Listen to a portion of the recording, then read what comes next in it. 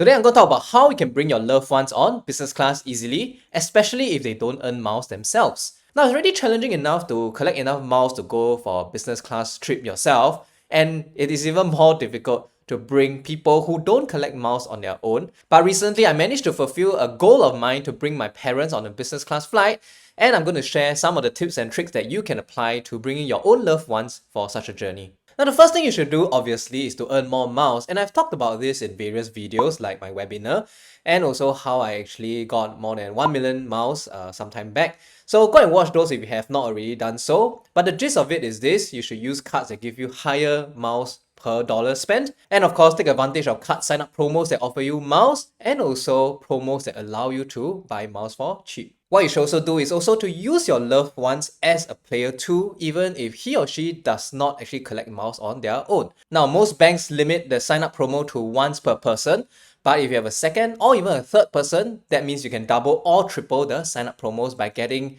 all of your players to sign up for the sign up promo. Once you have your loved ones corporation, sign up promos suddenly become a lot more attractive. 20,000 miles for the HSBC Travel One now becomes 20,000 times the number of players you have. And 45,000 miles for the StashAway Journey card, it is 45,000 times the number of players you have. So you can easily rack up the miles provided your players are currently employed and can qualify for credit cards. Another advantage of this multiplayer strategy is that you can also multiply the number of useful cards in your arsenal of miles collecting cards. For instance, the City Rewards plus Amaze is a great combo of getting 4 miles per dollar everywhere, but it's only limited to $1,000 of spend per month. Having multiple players means that you can actually repeat this by the number of players you have, thereby increasing your capacity for easy 4 miles per dollar every month. You should also discuss with your loved ones on how to best consolidate your spending so that you can use the best card per transaction made. For myself, my parents put most of their spending on my credit cards and I tell them which card to use, and therefore, right, we get the most number of miles from the expenditure and we can more easily go on business class flights as a family unit. I'll have an upcoming piece on how to more effectively have a multiplayer strategy, so subscribe to my Telegram group if you want such updates. Another thing that I found useful would be to be flexible in your destination and travel schedule. Now, for my family trip to Shanghai recently, we booked this under KrisFlyer's Spontaneous Escapes promo, and it cost only a little bit more than 60,000 miles per person for a return trip in business class to Shanghai. And the usual price for this is 86,000 per person.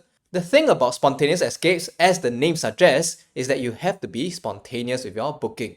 Now, the discounted flights are released once a month, usually in the middle of the month, for the next month. For example, it is early January that I'm releasing this video, and we can expect the next Spontaneous Escape sale to happen in the middle of the month.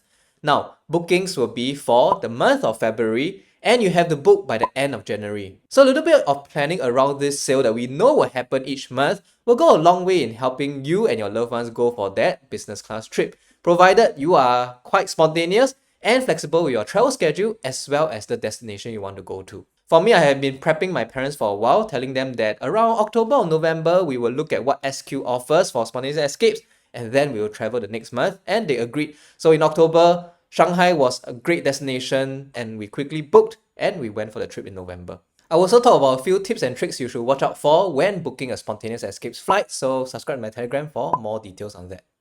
Now, this video is brought to you by StashAway, and I recently wrote an article on how you can optimize your SRS savings using StashAway's general investing portfolios. The general investing portfolio offers you a few things. One is it's simple to use and you can just set it, forget it, and go on and lead your life and do what you do best. Secondly, it also has no lock-in period, which means that if for whatever reason you want to move out of StashAway, you are completely free to do so without termination fees. Importantly, StashAway fees are transparent and reasonable. If you want to invest your SRS savings in a globally diversified manner, StashAway is one of the few options you can do so, and signing up with my link actually gets you a fee waiver for the first 6 months. More details in the description box below. Another thing that we can consider doing is actually to look beyond Singapore Airlines because there are good value to be found in other frequent flyer programs. For instance, you can book a return trip to Hong Kong in business class via Singapore Airlines for 68,000 KrisFlyer miles, but you can book the same trip with Cathay Pacific also in business class for just 56,000 miles. For Taiwan, it also costs 68,000 miles via Singapore Airlines business class, whereas for Eva Air, it costs just 50,000 miles. Now, I'll say that Singapore Airlines KrisFlyer program is the easiest to play in Singapore because every single mile card in Singapore supports it, whereas the same can't be said for other airlines. For instance, if you want to try out Eva Air, you'll realize that your points from DBS, OCBC, or UOB actually can't be transferred to this airline. So yeah, you will have to use something like Citibank points or Amex points for you to transfer to Eva Air's program. This, of course, increases the complexity when it comes to you collecting miles, because if a particular destination you want to go is cheap on a particular airline, you need to make sure that your cards support this airline's frequent flyer program. But I would say that if you're trying to bring your loved ones on business class, especially multiple loved ones, then such an endeavor I think is worth it, because if you compare the 68,000 miles required for Singapore Air's trip to Taiwan versus Eva Air's 50,000 miles, the savings are quite substantial.